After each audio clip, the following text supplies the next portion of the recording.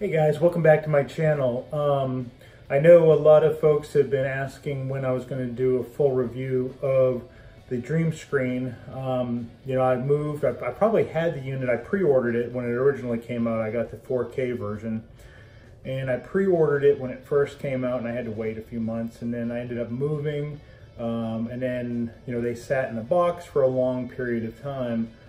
Then when I finally did go to set it up, it wasn't working correctly.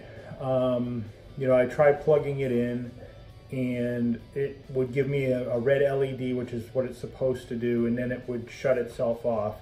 Or it would stay on for a while and then shut itself off for no rhyme nor reason. I think I have a pretty simple setup, so I really didn't think that it had anything to do with how I was setting it up. I'm just actually using a Samsung Dolby Atmos soundbar with an Xbox and a DirecTV 4K box going into it. So I can't imagine that there's really anything fancy or crazy going on there. I did reach out to DreamScreen and it did take a little while for them to get back in touch with me. I've had the unit now for approximately 8 months. Well, at that point I had it for about 6 months, but I've had it about 8 months now. Got in touch finally with a good representative, and he was able to help troubleshoot me and did send out another unit. Now here's the thing, they were also back ordered on the replacement units, so I had to wait almost another month before I was able to get my replacement unit. Long story short, the replacement unit came in and I was able to replace everything that needed to be replaced. Come to find out, it does look like they changed out their power adapter because when I first plugged in the new box, the 4K box, it still did the same thing. So then I pulled out the power adapter and I realized that the new power adapter for the 4K unit seemed a little bit bigger than the one that I currently had. Plugged that one in, everything powered up perfectly, and I've now been using it for the past few days with no issue at all. I would say that because I did pre-order it initially, maybe that first batch had an issue with it. Maybe they found out something was up with those power adapters. I'm really not sure, but after some trial and error, I was finally able to get it working, and it is working fine. That's step number one, or issue number one. Issue number two, and you'll see these on a lot of the different boards about the DreamScreen, is that the LED, the sticky double-sided tape on the back of the LEDs doesn't hold. Absolutely, I used the stock double-sided tape that came with it. I have a 65-inch, which you'll see in a second. I have a 65-inch curved Samsung TV, and it didn't last 24 hours before they were all falling off. Did some more research and found out that there's some special double-sided tape by, I think it's 3M. Yeah, there's some special double-sided tape, mounting tape. Actually, it doesn't say by 3M on it, but I thought it was. And this is what they recommended. Now, my question is, if you recommended this, why didn't you just put it on in the first place? Because a lot of folks are going to mount this right out of the box and find, hey, it's working fine, and you mount it back up on the wall or wherever you're going to put it, and then the LEDs all fall off your TV overnight, and you wake up in the morning and they're on the floor. Now what do you do? Unmount the TV and do all that stuff. So this was a little disheartening too, that I had to go and buy something extra to get the LEDs. And this isn't perfect either. I will say I've had to reattach. I have the extreme size, which is the longest one. I did have to reattach those LEDs, a couple of them, not all of them, but a couple of them. I'd rather replace a couple of them sometimes than all of them all of the time. So what I'll do now is kind of give you an idea of, what it looks like on the TV, and, kind of show you what the back. But as you can see with my curved, Samsung TV, These are the LEDs on the back. And, you know, even as you can see there, there's this one here is kind of lifting up a little bit, and then there's one that's come off pretty good there as well. This TV will be mounted up on the wall. That's the part there too, that the LED never came on. This TV will be mounted on the wall at some point. I do have the mount up. I just haven't mounted it on the wall yet. Because I wanted to make sure, to be honest with you, I want to make sure that this is going to work before I mount it. Here's another one where the LED is coming up off it a little bit.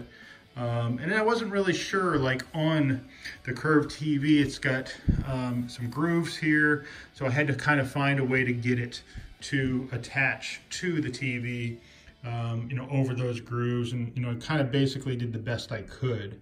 The bottom of the TV, I still haven't got all the LEDs hooked on because of the mount on the back. Until I put it on the wall, you know, I'm using the mount that's installed on the TV, or I shouldn't call it a mount, I should call it a stand that's on the TV.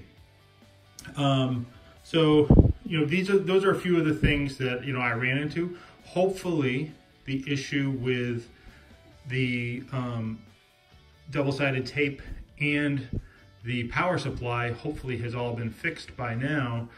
Like I said, it's been 8 months, because if you do have an issue, if you run into the same issue I did, if you do have an issue and they're out of stock on the devices, you're without them for, you know, potentially, you know, a few extra weeks.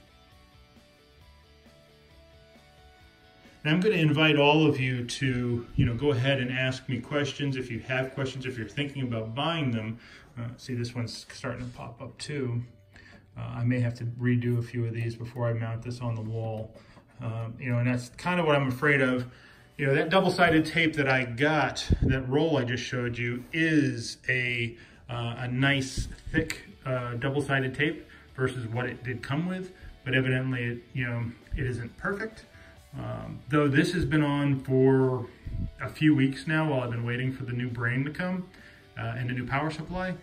And, you know, if that's really all that pops up, then, you know, I'm actually kind of okay with that. You put it up on the wall. If like one little corner pops up, it's probably no big deal. All right, so the first thing I'm going to do is kind of run a test pattern just to give you all an idea of what the test pattern looks like. Again, this TV isn't in its final location, but I did want to get this video out because I've had so many people asking me, you know, what it's like and is it worth buying.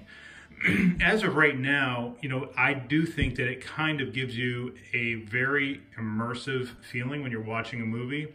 My wife and I watched a movie last night, and you kind of even forget it's there until something flashes on the screen or there's an explosion or something like that.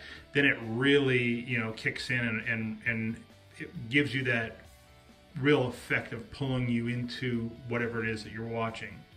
As you can see with this RGB test, I mean, it really does keep up with the screen, and you know, it does give you that complete effect of, you know, whatever it is that's on the screen, and the colors can change relatively quickly.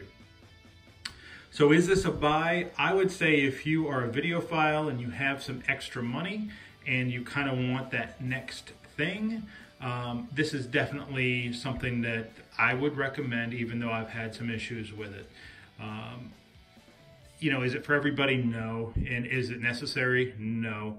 But I could see how, you know, like I said, being immersive when I was watching a movie, if somebody's playing Xbox or PS, whatever the number is up to now, is it definitely something that would be kind of cool to have?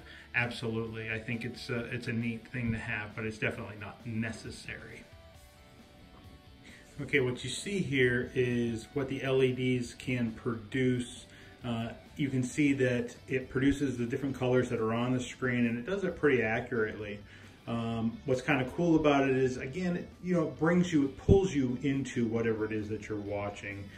It's not meant to overpower the television. It's meant to complement your television or video source. You know, there are tons of settings that you can adjust on the app, and that's pretty cool because you might want it brighter or you might want it not as bright. You might want to adjust it down, or you might have to adjust it depending on how far away from the wall it is. So you can make it a little brighter if you're a little further away from, if your TV is mounted a little further away from the wall. You can also adjust it brighter if you want it to be a little more overpowering. I tend to just want it to complement my TV and not necessarily, you know, take over my TV. So that's why I have it at the setting it's at now. It is a little brighter in my room right now since it is daytime and, you know, there's a little more sunlight coming in, but you still get the idea of the different colors and what it can produce and how quickly it can produce these colors. Though, like I was saying, there's tons of different things that you can do on the app to allow it to adjust to your room and to your liking. One thing also is you can adjust it so that the color of the wall that you have behind your television, say for example like mine is gray, well you have to make it so those colors look right on a gray wall, and that app does give you the capability of doing that as well. Now you're going to ask, you know, is this 100% necessary? No, absolutely not.